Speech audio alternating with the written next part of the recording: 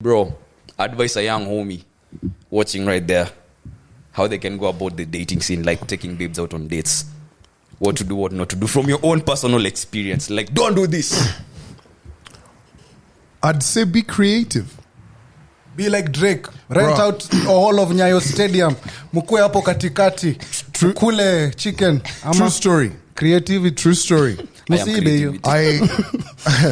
True story. You guys can fucking laugh if you want. No. Oh, okay. You didn't Continue. Moment of silence. I told her, hey. The mics are blood clot open. Check, check, check. Select accent for the podcast. Calvin always late. Back like Zuma. Right? No. What? I don't know why we gave you to introduce this podcast because clearly you're failing us. Last week we are back. This day we are again back again. Back like Zuma. Even we would have said back like the third wave of coronavirus, you know, like back. You went with Zuma? And intro this thing, brother. Your mics are open, episode 117, Maze. Back like we never left before. Andy Young.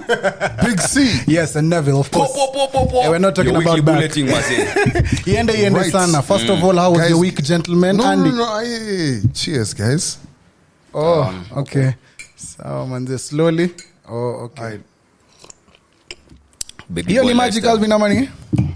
Bro, you know, Yeah? water's got to be drunk in a different way. Kababli. That's what I'm saying. And I'm sure it's not the usual water. You can't put usual water in just like a glass like that. Check it. Kababli. Hakuna bubbles. Ni kama ile. Hii ni maji ya.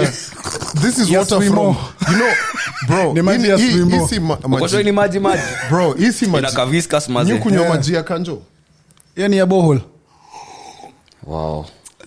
Hii maji ya Swimo. But let me ask you guys. Wait, on a serious note. Tuanze oni. Do you buy water for your house? Yes, I do. What about you? I boil water.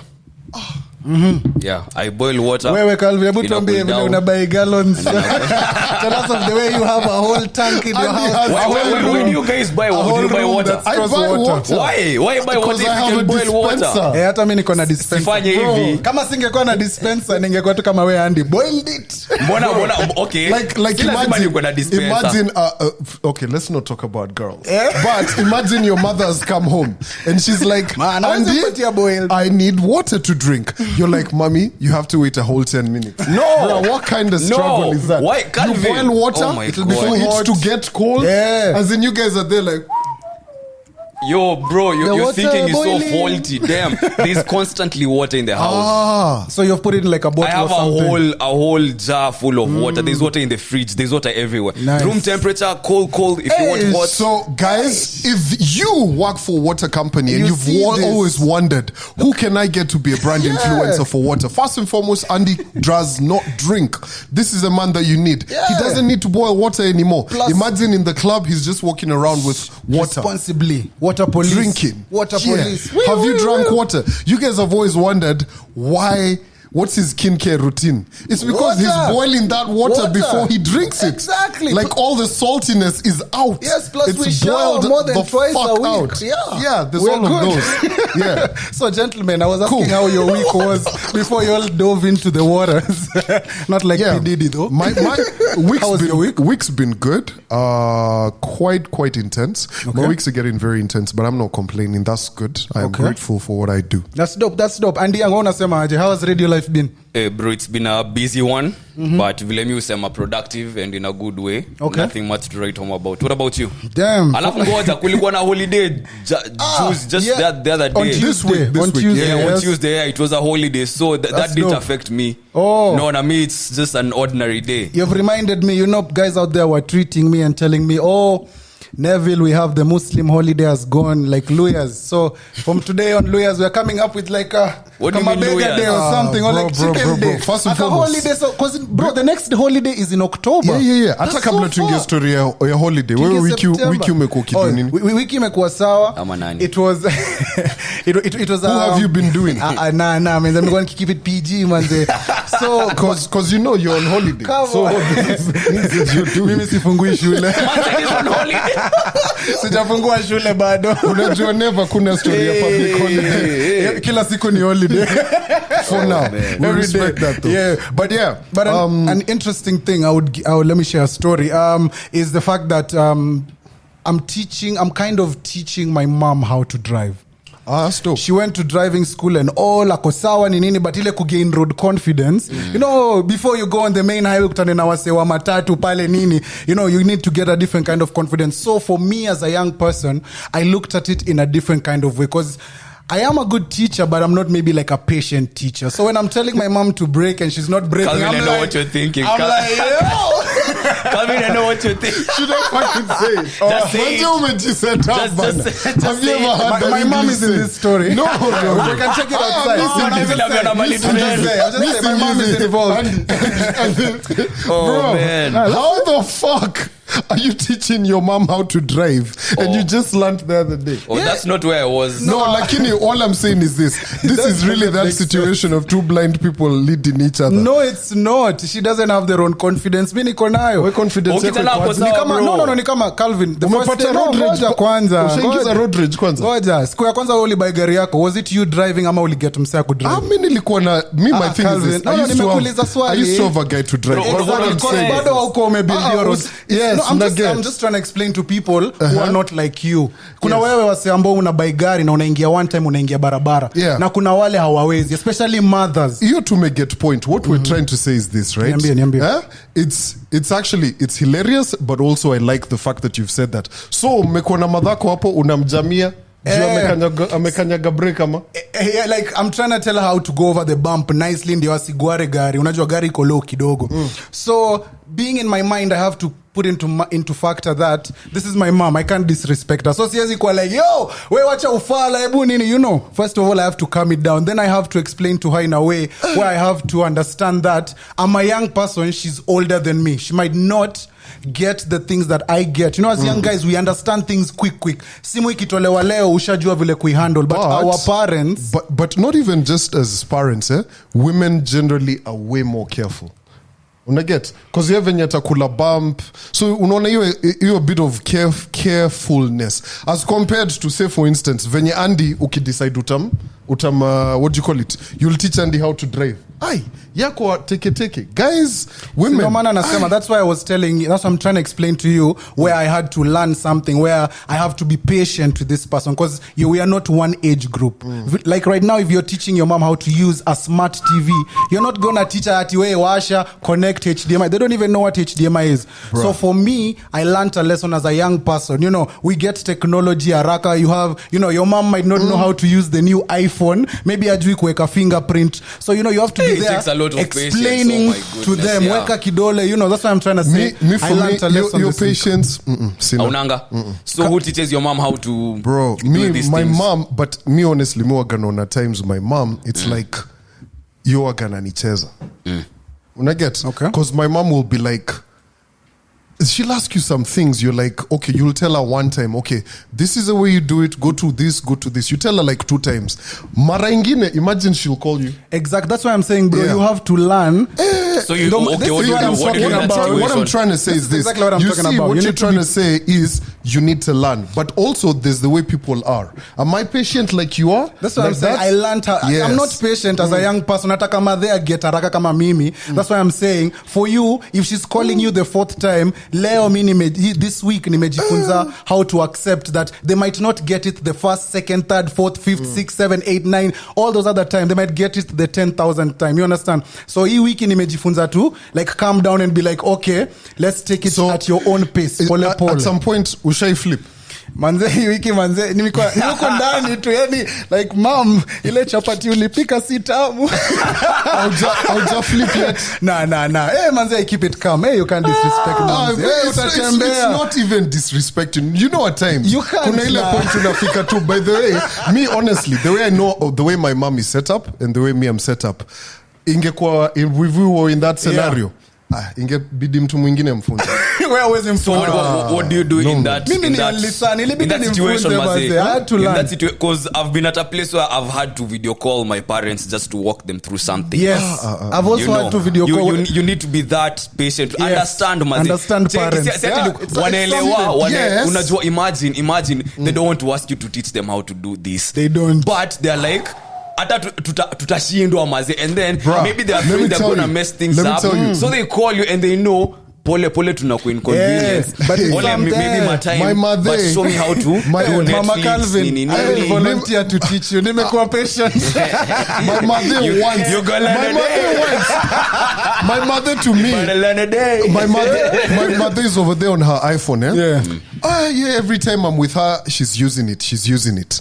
Bro, ikafika point where at Christmas and she's over there talking to like other guys and telling them, but then you know this phone is so complicated. I'm looking at her like, woman. Exactly. But what do you mean the phone is complicated? But you see, here's the thing. My landline, call box. My mother, but there has more phones than I do. No, nasema kitambo, like the technology yao kwa wamezoea kushika screen, you know. Yeah. So you have to take them slow. But generally, in terms of tech, Hash is not good like that. But manze, iPhone is complicated. Like she said, clean, me let me stick to my Android, and me I'm telling her those ones for like, bro, this phone is the one. You can do this, you can know. But also another thing that really amazes me about her, at times she'll tell me, how much memory does this phone have? She starts to tell me, oh, I need a phone with what, 256 128. Namwangalia zile za, what the fuck are you trying to say?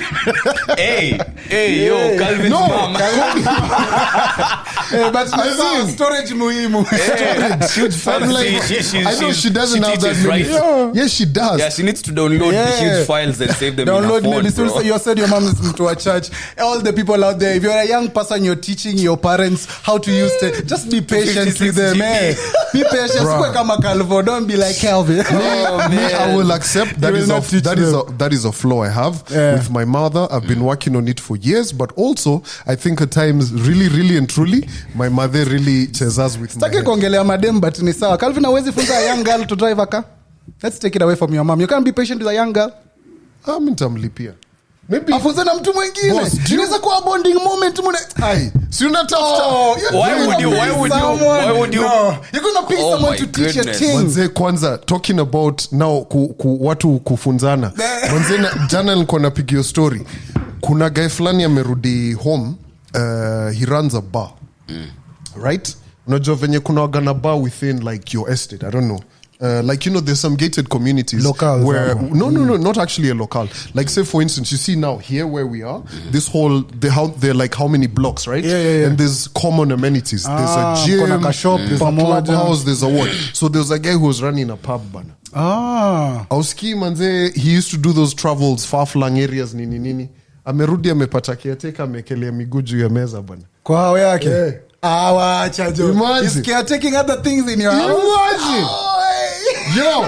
Ngoja alikuwa na spare key.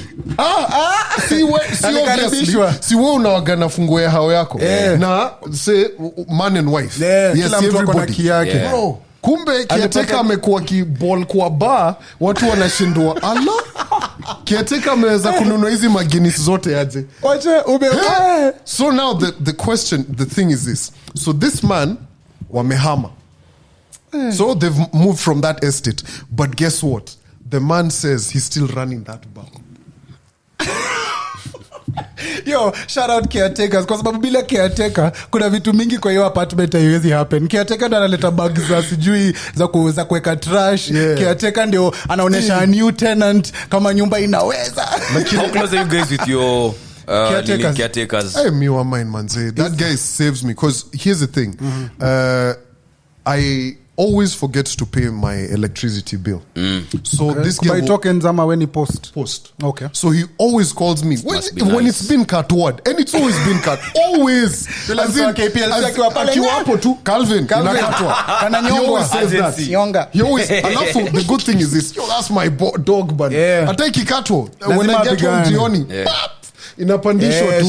But he always alerts me then and then. So I always end up paying it. But that kind of stuff, you know, if you need like things repairs, there. You don't usually tell him to tell you if Nani is coming. Like, if you see this babe over here, first call me. Bro, You never told him that. Bro, see, but Andy, Like, you pay him like a you tell stipend him, or man. something. but Like, us guys have a monthly. caretaker and we have security guards. Hey. There's a difference. So, you know, in other estates, the caretaker, he multitasks around. He's the cleaner, he washes the stairs, he's there. The night guard usiku amevaa. So mode mwingine anaweza ingia kwa hao caretaker anakuambia bro bana nilikuwa pale kwa stairs naosha sikutaka kwangu, but I don't have those struggles. Caretaker wetu, at least for me, the gate downstairs, if someone doesn't have a key, he usually lends it at least to you. If you have a visitor and they don't have a key, you can open for them. Really? So kidogo, but at first Damn, you can do that. Caretaker wetu ni mjanja mpaka ako na shop hapo ndani ya hiyo building yetu. But what's an show? Caretaker mjanja mbaya. Me the security guard, shout out to Agri, unaweza ona gari hapo na kuambia ayuko Huyo alienda huko ni Malaysia ama ni Bali. kitu inaitwa Uber. So you do that with your guy? No, bro. Did you tell him? Did you tell him to cover up? No, it's not a cover up. My thing is this: if you're pulling up to mine, you have my number. Nichapie. Na wale relatives wanaingia tu. What? But Tekiri, let me ask you guys something. How much can we trust these guys? Because I think usually With my life. No, Calvin, no. Only one. Agree. Do you know why? Trust them. Do you know why? Because maybe you're paying him this amount of money to do some favors for you, but maybe there's a babe who's paid him twice as much to give him the same information. You can't trust them one. It's like your mech. Do you trust your mech 1,000? Bidder, bro. No, let's talk. You can't trust your. Because no, do you know why? Do you know why, Calvin? You how trust many fathers do you think have paid watches and securities in apartments nini to tell them, hey, ukiona kijana amekuja kwa nyumba yangu kama siko niambie. Nichapie. Yes. That happens so much. That happens makes a lot. me feel like I can trust you maybe 70%. Yeah. The other 30, allow me to have my own reservations. Yeah, I okay, don't trust cool. you fully. I think what you're trying to say is it's to the highest bidder. So the aim is to be the highest Whoever bidder. gives out the most money, loyalty. But I'll tell you this: me and my security guard, we actually do have a lot of conversations together. He's a great guy. Nice. Tunakula story, this, that, what, talk about family. He's a dope guy. But also, I don't be playing Nanyongwa. Half of the time, siko kwa keja, unaelewa? Niko wax, niko nini. Yeah, okay. But interesting. But yeah, always know. Ngojeni. Let me back to that technology conversation before you move away from that. Yeah. Andy, have you ever had to teach your parents how to use something before we move? Yeah, so many times, bro. Like to a point where you ask yourself, okay, why did you get this? But you have to understand that they got it. Now we're here. Yeah, there's nothing you can do about it because parents have been patient with us, and you know kids, true. for all this year. So the least I can do is be patient with you through this moment. But Calvin, unasikia? Kuwa patient na mazi. Hi, Calvin's mom. Hi, Calvin's mom will teach you. Who taught you like how to use these things? Like, are you tech savvy? And where did you get that knowledge or whatever you can call it from? For me, it was a cousin of mine called Paul. And we were having this conversation on with the Neville on the chop shop. Every family has maybe an extended family. Yeah? You have those relatives who are always maybe ahead with everything. Yeah. Like a new gadget comes out, new technology rolls out. They're the first people. Yes. The first people to travel out.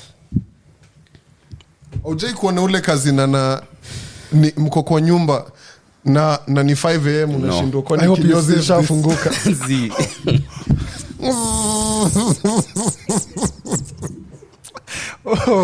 Can you take a quick commercial break? I can say it. A quick commercial. The guy who invents silencers for vibrators will be a millionaire. Unapita hapo kwa room ya moto unasikia unashindwa ala kwani this person shaves every day. This is a commercial break, don't worry. Grouchy, there's no subtitles. Back to it. I have to watch it up again. Imagine lazima niamshe tena katikati ya mechi kamekufa unakaambia second round ikizima lazima ushendanari. Anyway, so for me it was a cousin of mine called Paul. They had all the gadgets. Story ya comps like zile games za computer game mazema NFS FIFA 98 I don't know kuchora things on art what documents. They were all about it. Yeah, so that's how I learned these things and that's how I became tech savvy. I don't know about you guys. Yeah. Like if you're to sit down right now and say I want to thank so and so, I'm tech savvy today because of them. Alikuambia all about what documents. No, si ati kuniambia like nilizilearn through him most of the time because unatiki home si hatuna comp. Them they have a computer, they have those games. Those days we used to have games on floppy disks and them lot. Yeah, cartridge money. Only the computers after shule bana packages. Sikila mtu alienda ndio nilikuwa shindo. This is way later. No bro, way later before bro. Stories are word na nini, these are things you knew about like before you know like the whole rollout of computer games, PlayStation, Nintendo. Nakwambia me who put you on? It was my cousin Paul. Even me, I had an elder cousin, but he was putting me on to different things. Alikuwa ananiambia tulikuwa tunaenda cyber cafe. Manze time ya 2 bob per minute. Tuko pale sitaisahau. Iliyo site ilikuwa inaitwa 89.com. Alafu unajua ilikuwa ni number 8. Then the number 9 was animated. So hiyo 9 unajua venye 9 venye imeka hivi.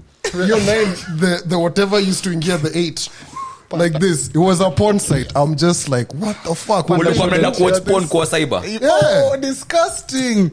Wow. Bro, kwani amko do shit kayo? Ama you guys are of the era. Yeah, this is what you were using your IDEOS for? We were using our IDEOS. You know, have you ever used the IDEOS? Blackberry? Blackberry never. Blackberry and IDEOS tick. Bro, IDEOS manze ilikam. Unajua it was the first like full screen mini. Ilikuwa na keypad. Ilikuwa na kasako hapo katikati. Na end na receive. Alafu ma covers different colors. So ukiona kadema kona yellow unamwambia can we exchange IDEOS. Yeah, so that's what my cousin at that point we used to go spend time in the cyber cafe doing that and looking at Source magazine. Source. Alafu pia site ya Timberland. Manze I've spent enough time on Timberland.com. Unacheki boot iko mastered, iko black, iko yeah, I did some nonsense. Ulikuwa mse. Never put you on. For me, Amando ulikuwa mse. Mimi ndo nilikuwa yule mse. I was the one putting on my cousin. You put yourself on. Kwetu ndo kulikuwa I had like the first PS in where I used to live in Mombasa. So kwetu kulikuwa kumeja champali slippers. Yeah, I was born in the coast. Mombasa, Bamburi. So mimi nilikuwa ile place. The slippers guys shoes are outside. Like 50 guys from the neighborhood have come to play, you know. Cause yeah, one of my parents was Maju. So they used to do something small there. So PlayStation 1, 2. So I would say I was the one who put on my cousins and you know the people who are around me onto those things. But when you mention kitu muhimu sana hapo, mmesema your cousins introducing you to things. You know also uncles. They also because for me I had my first dream. Okay. Uncles and family members. This is that point you subscribe, you like, and then you watch another video for church as we are discussing this. But for me, it was my uncle who poured for me my first drink. Yeah, for me, I drank my first couple of drinks with my uncles. But now that you're mentioning uncles, man, I've had some. Hey, uncles, munaokolea wengine wako sawa. Kuna uncle yangu nakumbuka manze. All my uncles. The first time we discovered torrents. Kulikuwa download torrents.com. Alafu kulikuwa pia na Kick-Ass Pirate Bay. Ile meli ilikuwa pale. Manzi all I remember is my uncle telling me, you want to tell me you guy we can get this movie? No. At what movie? That nigga was fucking retarded. Was about porn. No. What was it about? The guy told me, do you think we can get Rambo's first porno on here? I was like, it was all about porn. I'm looking at him like, bro, As in, we want to get Eminem 50, all those albums. But then did I give you guys the story about, I sent it to both of you guys, how all the music that we used to listen to back in the day, like, you know how you'd go onto torrents, Pirate Bay, you have one man to thank. Who? So this is a story, right? This was actually on Instagram. So there used to be one major factory that all the CDs were being pressed at. Okay. You get? So 50 has dropped. Eminem has dropped. What? So remember back in the day, CDs were being delivered to the store for Them people guys to buy. Yes. So it was Physical New Music copies. Friday. Yeah. So if you're dropping your album, Yeah. it has to be. That's what G says. Fridays, yeah, How they used to record queue store. up, right? Yeah. Oh, yeah. So there was this guy who worked at this major factory where all the CDs, CDs were from at. major, like now you're looking at Universal, Atlantic, Sony. what. They're all passing through there. Would you believe this guy has designed something where he'd put all the CDs somewhere? He was sneaking out with them. Then they go rip them and then upload them. So On that the is site, why everyone, all of these two sites, Akina Napster, Akina what, they were so big back then. As in, you're wondering, how is it that you were getting all of these albums back in the day? At you want this album has dropped. Okay, Pop, pop, pop. okay, So all of those days when guys used to have like, those two small MP3 players, before the Walkmans and everything. This guy, imagine, he changed music, how you consumed it. nakumbuka tulikuwa pale What wap the trick fuck? mazi una download Bana. ringtone. As in, Unaeka ngoma moja lazima udelete messages zote. But yes, you know when I've talked about the encounter with my uncle, we got a question that came through on Twitter. Shout out to that guy Mtweety. He said at mics are open, y'all are doing dope work, but let's take it back a bit. If you wouldn't mind, your first encounter with liquor, whether high school or campus, did it slap firsthand, and how did you come over it? Unakumbuka the first time ulionjaka something? Sorry. well, in this case, Andy, the first time you did what you did. Oh my God. Because you don't drink. I don't know what you're talking about. Yeah. But other things. You Calvin, unakumbuka the first time you... The first time I drank, I was in second form. I remember. Form 2? Yeah. Okay. I remember it was like, it was probably like one shot of vodka. Ulifilaje iliko? I was like, I think the hype got me. Oh, yeah. It was not even the drink. Yeah. I'm Before just it like, I'm telling my boy, bro, this is the shit. Nini, all excited. Gone. The second time was now like after high school, right? You have a blackout story, bro. Of course, we're getting there. Oh, okay. Oh, shit. You fucking set me up, you bastard. Let's go. No, tell us another story. No, you don't have to go to... You know, this is where G money... He set me up and I walked into it. That was good. Yeah, So, let's go. so 18. I think I'm Form 18. two? No. Now this is after high school. After high school, So now. 18, you know that whole process of leave us bashes, all of that kind of discovering nonsense. the new world after Bruh, all I remember is I was given a G. I was told, bro. No, I was given 2 Gs. 2 Gs, nika buy Smirnoff Red. Zinga. Look, kuna Vodka. 750. Vodka. Wait. That day, I was hanging out with this guy. He's still a rapper today. He's called Voodoo. You guys know Voodoo Seller, that guy? Seller, yeah. So we're Dope pamoja. rapper. Very, Shout out very Dope dope. rapper. So we're actually pamoja. And some other short guy. Can't quite remember his name. Definitely not impactful. Sorry. Hey, short boys on the Unakuanga bitter lakini Calvin, damn. Anyway, continue. So anyway, manze, we drank that vodo at some bed sitter. We had a good fucking time. But manze, I think by 10 I was out. PM out. But let's see. Chupa ulikuwa umemaliza? Chupa tulikuwa tumeikunywa sijui in like 2 hours or something. Wow. We were lit. Out. All I remember is I'd told, because that day my grandfather was around, right? So I was supposed to go back and make sure my grandfather's okay. Nini, we chill. Yeah. Bro, I ain't pulled back yet. Me pulled back the following morning. How was your first hanging? Wow. It was actually quite a mess. I was just like, what the fuck? This is what they call a hangi. Like he was just, but also now in hindsight, it was dehydration. Unajua hiyo time ulikuwa unakunywaga tu, hakuna kubalance na maji. Ilikuwa ni Smirnoff na Coke. unaichapa tu pa kwanza na vile walikuwa nakuitanga more drinks unasema walikuwa nakuita more hii ni before more drinks this is before more drinks wow the second one is now manze I think you know that time Lil Wayne had a line where he used to say my lines are as clear as Smirnoff for Kata 3 na hizo ma mixtape so sasa tumepoteza vijana kama unapenda Lil Wayne finya like hapo sijaisahau manze niko pale my cousin has told me he wants to look for a house in South Sea. Bro, that is the day I discovered South Sea is massive. Fuck this shit that you guys see hapa too. South Sea is huge. Alafu tukua ganandai your time. 2 step. But sisi mimi kutembea South Sea. South Sea kuna kavizuri. Tukajaribu kutafuta hao nikamwambia umse bro, let's look for an agent. Sisi wao tukaenda pale Mobile, South Sea. Would you believe Smirnoff once again to quarter. Tulichapa foundation na njugu. Foundation like hawakukula imepiga matokens manze hiyo siku iliwapeleka mbio bro Smirnoff na njugu let me tell you that day I am actually looking Smirnoff na njugu Calvin, I love you know the funniest thing is before we started recording I started going out to Austin. I was asking him, what's the weirdest combination you can have with coffee? Because me and you are sipping coffee, right? And then I told him, I found popcorn to be the most random thing you can take with coffee because Ethiopians do bona with popcorn. Abona. And Calvin, bro.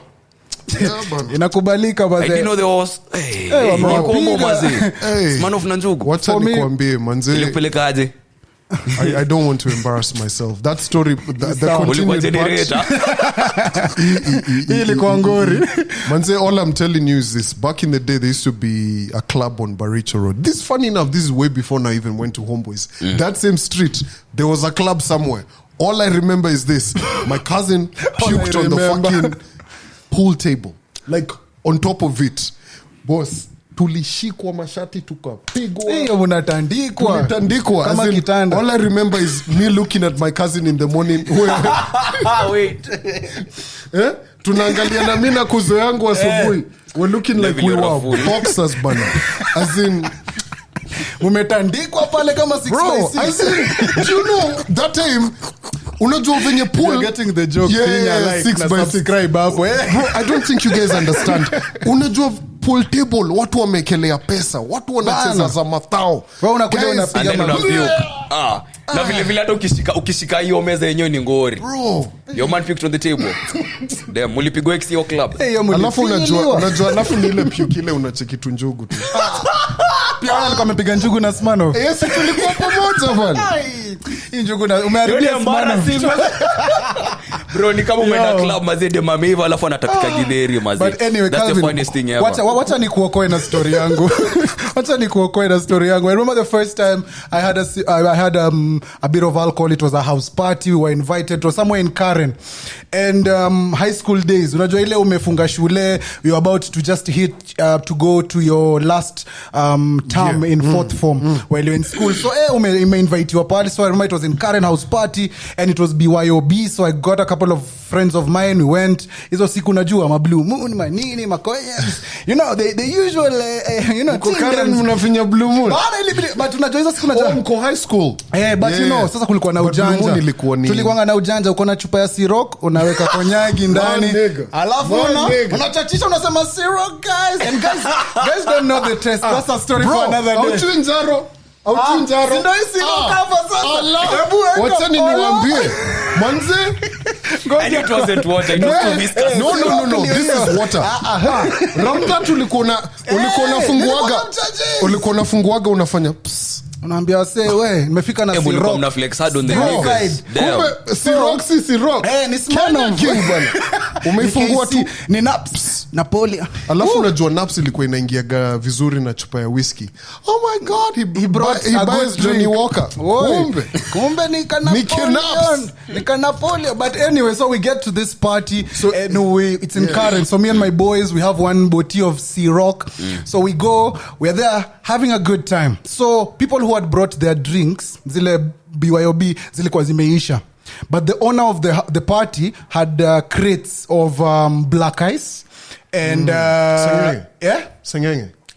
Black ice na crate kama 3 za black ice zilikuwa tu zimechill hapo. So akasema, if you guys are finished drinking the hard stuff, y'all can come and drink this. But now, you know the man them drinking black ice, it's looking a bit tricky. You don't want to remove your panties. Bro, we removed them.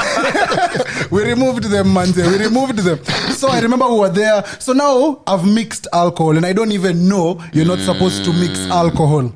Bro, As I'm drinking, the gets to a point where I'm just like, so I find somewhere I squeeze myself, I doze off. When I look around the couches, guys, zimeja, guys are filled. I went out of the house.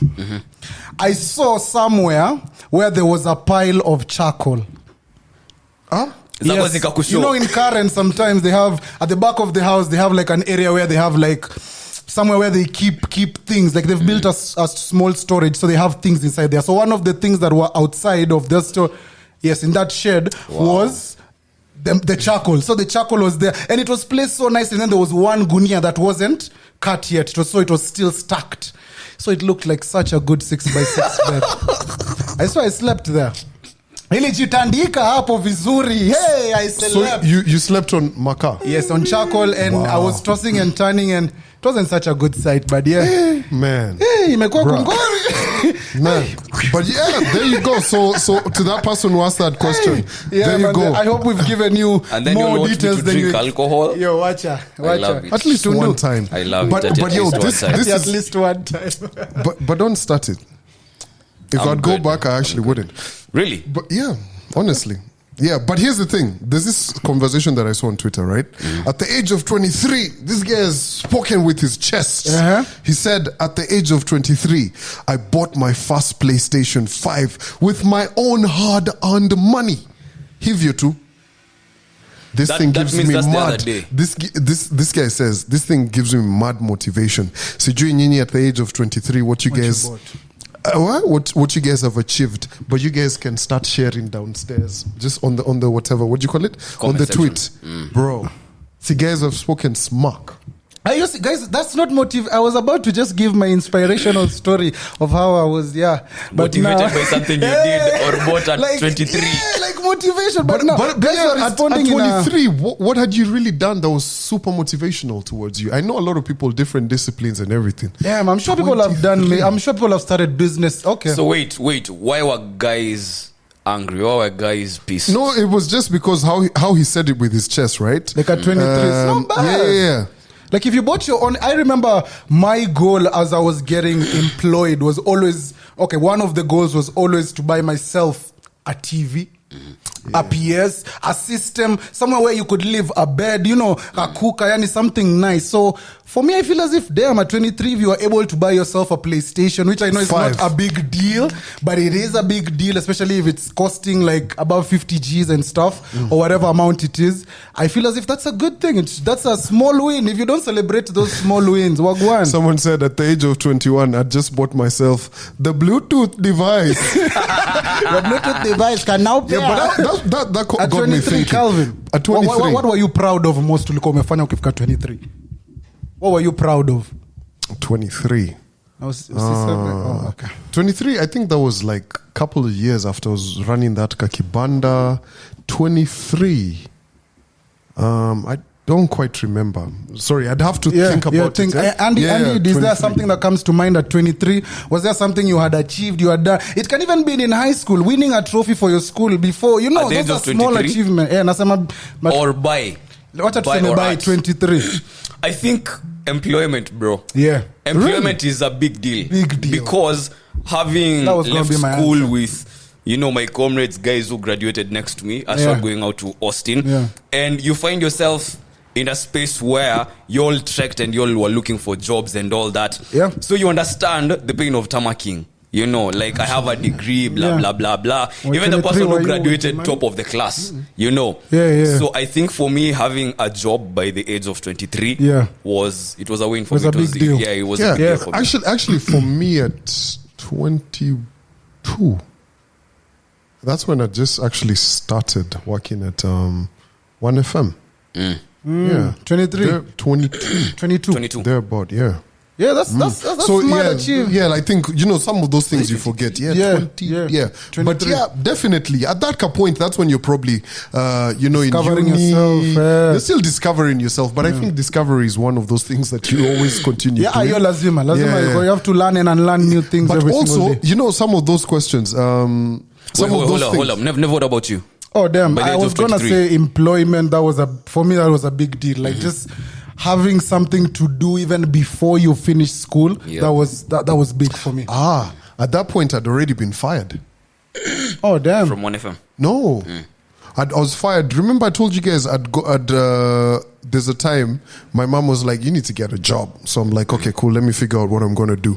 So I went and got a job for this company. They used to do telemarketing. Bro, respect people in this industry. Yeah. Guys who do telemarketing. It's called cold calling. You have to get on the phone and call someone like Grouchy. Hello, Grouchy. We want to tell you a software about payroll solutions, what. Bro, I pulled up day one, man. I think I told you guys this story before. I got the job. These guys told me, bruh, we're going to pay you 19,000. I'm like, 19,000 shillings. Make it rain. My nigga. Make it rain. But wait. So... Okay, go on. Did you take it? Hell yeah.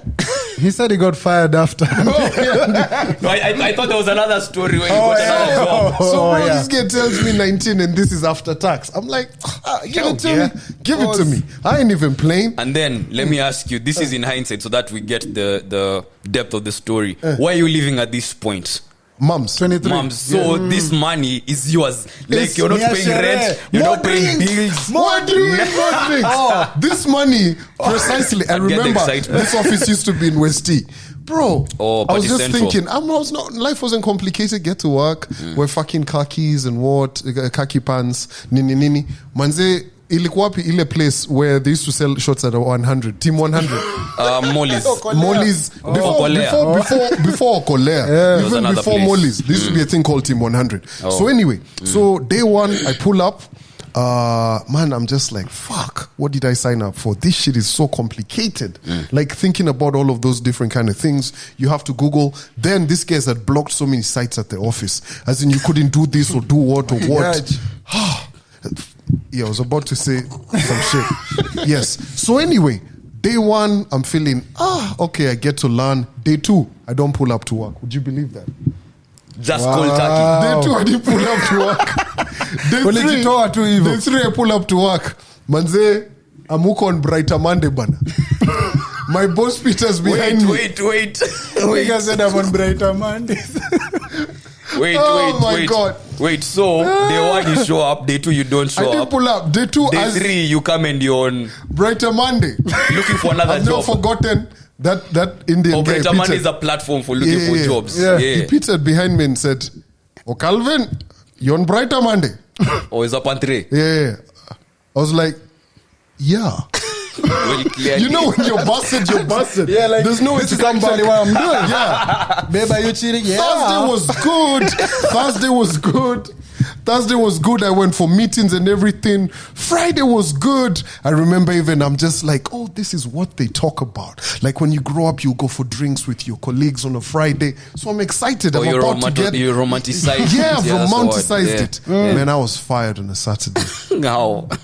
The guy told me, I love we didn't even get like that, my manager to fire me. He told my colleague to let go of me. Wow. So my colleague takes me to the boardroom and tells me this whole story. Bro, ikitu si yako. Unajua una katu. Ikitu si yako. Yeah, he told me like, Jaisao, ikitu si yako. Una fatu, do this media thing. It just looks like you. Imagine. The guy saw that shit in me. Did you appreciate it? Well, Like taking I it from a appreciate homie. I Yeah, how did you appreciate take it? I appreciate it for those kidogo minutes. And after that, the guy told me, bro, they'll even pay you, bana, don't worry. Alafu, where we gonna do drinks after? You end up calm down, He fired man. me, gave me advice, and wanted still you wanted to drink the money. And you know I was gonna Still be wanted paid. to drink I was, the money. I was Wait, gonna be that paid. was so narcissistic for Yeah, I was your gonna- bosses to send. They What? set you up, But bro. then They again, they sent your then colleague to again, deliver the news. Bro, think about it. It's same energy. I missed work one day. Was on Brighter Monday another day. I've been busted, Let's go but to Brighter they Monday. paid me for the 1 week that I worked there. That was a good run, like the shortest stint you've ever had. Enye hiyo haikuwa yako, bro. What? Hiyo haikuwa Wait, yako. let me ask you, if the tables were turned and the bosses came to you, say I'm your colleague, and they told you, yo, we have to let Andy go, but you have to be the one to deliver that news. Nope. You're gonna refuse. Fucking do give that shit to HR.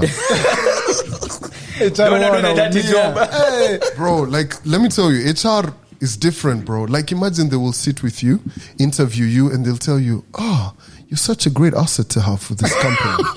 Oh, okay.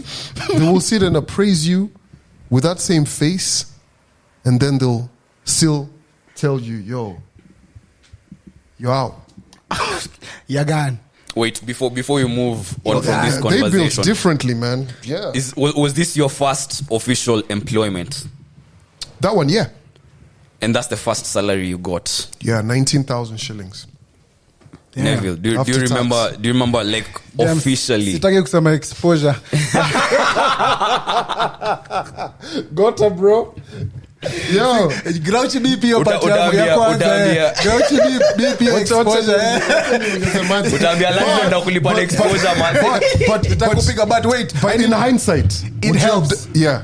Exposure helps, bro. I was a nobody, and then Jimani came and gave me that exposure that I needed, you know. So pia hiyo exposure pia ilikuwa ni kama malipo, you know, because nobody was coming to get a She guy. said DJ John as well. Ati? Oh, sawa. And also DJ John. Mana, why you doing this? Hey, wazee, Calvin anakuwaga mtiaji. Bro. Siveta niongea tu ile story ile side mimi najua. Unataka ni salt it up na niweke spice ambayo sitaki. Nataka kupika chakula na dania pekee. Sikia wewe naongeza. Mbona unaingiza matusi hapa? But yes. So when G gave us that opportunity, so hiyo exposure mara ya kwanza ilikuwa imeweza. So hata mtu mwingine akitaka kupe exposure usilie mpaka ile siku ita when you need, you know, when you see you've improved and you've Calvin, worked you're on just yourself, terrible. but When you say Calvin, man. man, hauna Wait, huruma. sir, Neville, But you've anyway, beaten around the bush. I think the first time tuliget salo ilikuwa sijui ni 23k 22k ya check 23k. Oh, Na wewe ulipata ngapi ile siku? 20. Tulikuwa tunaita I kwa got ile kwa 20, ofisi yeah, pale. like, come see me. That's Andy, the last Neville. office on the corner. Come, you just know when Andy is Ni kama called. tunaenda You're fine like, tea jina yako ni kama heaven. Andy umeingia. Unajua wewe pia uko next hapo. Comment section manzi, Comment first section salo. manze. Alafu What finya was your like na first salary? subscribe. Yeah, true because damn. Yo do ilikuwa inatupush manze. Bruh. So after that 19, right? Nakumbuka ile check ya kwanza niliandikiwa ilisema 50,000. Ulikuwa Wow. umededi mbaya.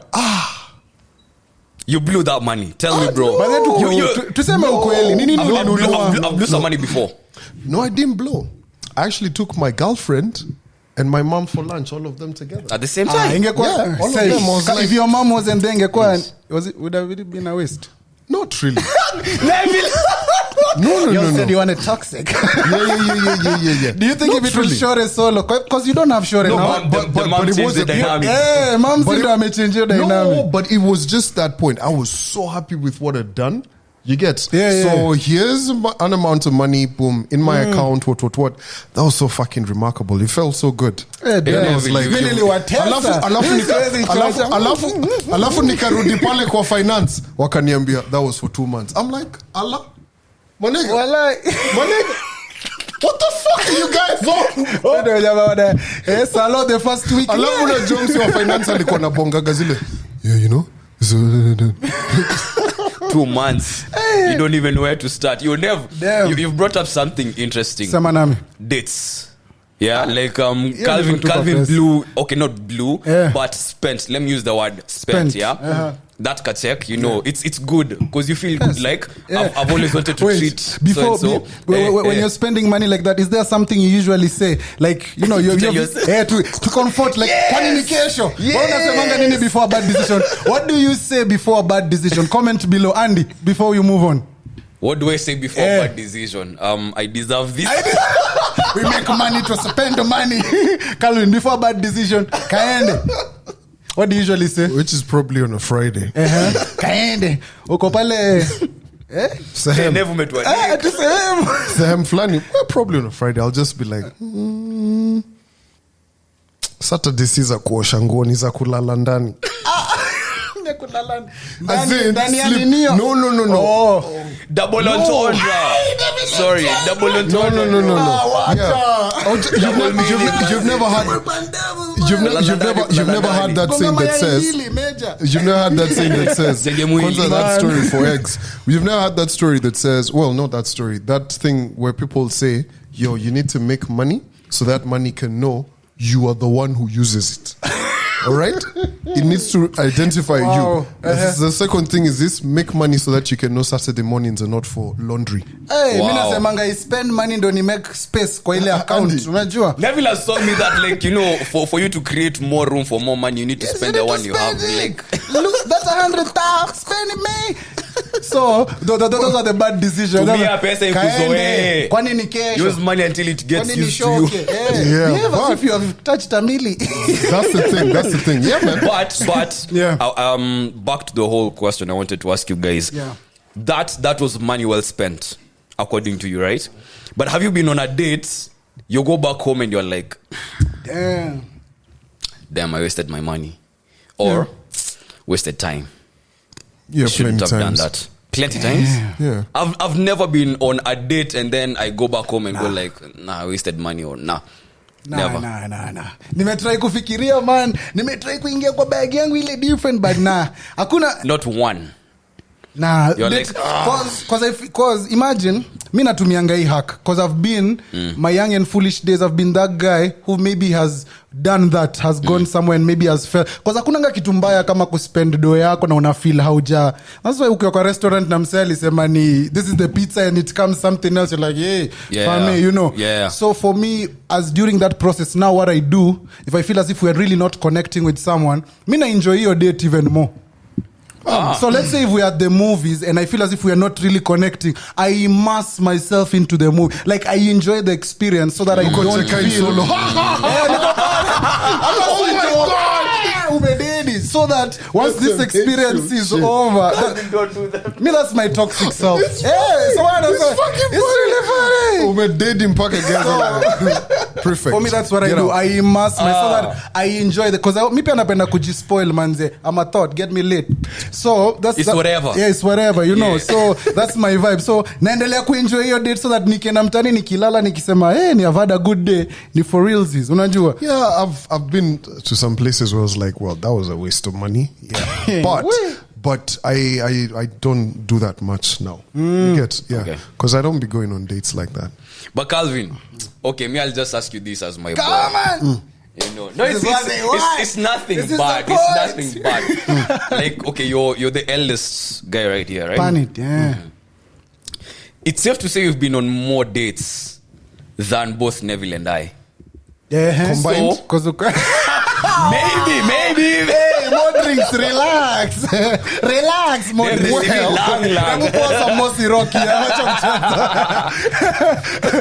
Remember, was the good company, like and subscribe. Finya yo kitu hapo chini. Remember, you hit the bell so that you know when we drop, manze. Okay, si Rocky meja. As we wind up. As we wind up. Wine it, pan it. So, you've made some rookie mistakes. And you've made some great decisions as well. So now you're looking back at the game right now, how guys are moving. So I mean, I'm planning them. I want to go out on more dates right now, but I don't want to maybe go about it the wrong way. Everybody wants to do it right. So if you're to talk to me, like tell me, hey yo bro, so this is how you can go about. Don't do this, blah blah blah blah blah. It sounds so cliche asking you, bro, advise a young homie. watching right there how they can go about the dating scene, like taking babes out on dates, what to do, what not to do, from your own personal experience. Like, don't do this. I'd say be creative. Be like Drake. Rent out all of Nyayo Stadium. Mukue hapo katikati. Kule chicken. True story. Creativity. True story. True story. You guys can fucking laugh if you want. No. Oh, You didn't ride the boat. Continue. Eh? Moment of silence. I told her, hey, let's go to your damn Mbosho ikwa. Mbosho was in the wallet. Pocket. International student. Actually, no. By this time, this is actually, that's a different. You time. had mine. I had guap, but I just needed something different. We went for chicken wings, somewhere, and after that, we went to the cemetery. Because the date was dead. No. Oh. No. Would you believe? There's Try and spice up the board with some of my jokes. This is not a fucking lie. We went to Why? We went to the Explain to cemetery. us. It's a man said moment of silence. Remember? You see how I set it up from the start? Yes.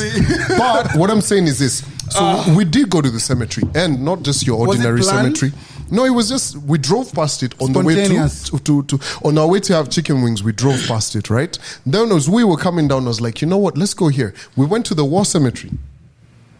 So you see, the war cemetery on Gong Road has places people can sit. There's actually like benches, and it's very well manicured lawns, super nice. Them niggas been dead a while, so they're really not gonna wake up, right? And they have some very nice, like, yeah, you can get it. And we sat, and it was very quiet, and there's trees and everything. It was a good date. Damn, I want to be like everybody else and clown you right now. But kidogo hiyo ina make sense. It's the thought that counts. But and there I love how, you know, the cemetery, in the cemetery. What conversations were you having over there? Like, we actually spoke about history, like the career cause and all of that kind of stuff. The what? The career cause. Another apology today also. So yeah. Can't be apologizing to the... Oh my God. To the cemetery. Yeah, I did. Whose brilliant idea was this? Yeah. Mine. Bro, oh my God. Yeah. Guys, I'm sorry I asked for dating advice from Carl. But he's not the right guy. It was a very creative one. All I'm trying to say is this. Don't take them to Langata. Wow. Because why would you? But I get, if that was the payoff, Calvin, that was a great lesson. I love it. But yeah, be creative. Don't take her to Langata. Like today on ladies, Twitter. Don't settle for sanitary life. Ladies, don't settle for some lives here. But you know what? This is a perfect moment for me to land this joke. Oh my God, I'm fucking good at this shit. It's gonna be terrible. You know why I took it to the graveside? Not to the graveside. No, don't say it. No, it's a work joke. It's a work joke. Yeah. It's a work joke. Don't finish it. Because I needed to show her how we was going to kill it. That right there has been another great episode of The Mics Are Open. We didn't actually even say what episode it is. I did. 117. 117. But guys, on a serious note, be creative. Hit her up with a text like, when's the last time you ate matumbo at your favorite kibanda? Take her there. Hiyo pia ni myth. Si lazima ikue ati ni kibanda ndio ikue down to earth. No, hapana. Ni hiyo the thought that counts. I mean, when we're talking about a kibanda, bro, you can take her to a place where there's at least 5 flies. Okay, all right, sawa. As you're still here, before you leave us, remember, grouchy. I felt someone unsubscribing. You know, this week I saw a good video of grouchy. Grouchy. Check your copy. Is that video? I'm trying to move this thing along so that we don't remain on that dead joke. So yeah, as you're still liking and subscribing, the good company, we have a lot of good content. Pan your head top, and I want Grouchy to put that clip. There's that clip of that on your head top. Yeah, that is so you on brand, eh? Yeah, man, say pan your heady. You know, so as you're there, Grouchy, it's that clip, guys. Every Friday, 10 p.m. Walai kuna mix wa zimu za DJ Grouchy. Endo zisikize pale every Friday.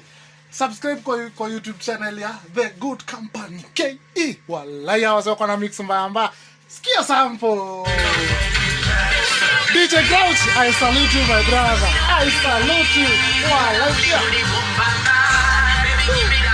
Grouch. After you drink,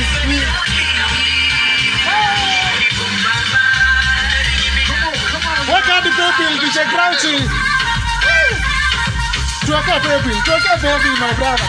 Wake up, baby, you can live, man. Skia tu. Unangoja nini? Subscribe to the good company.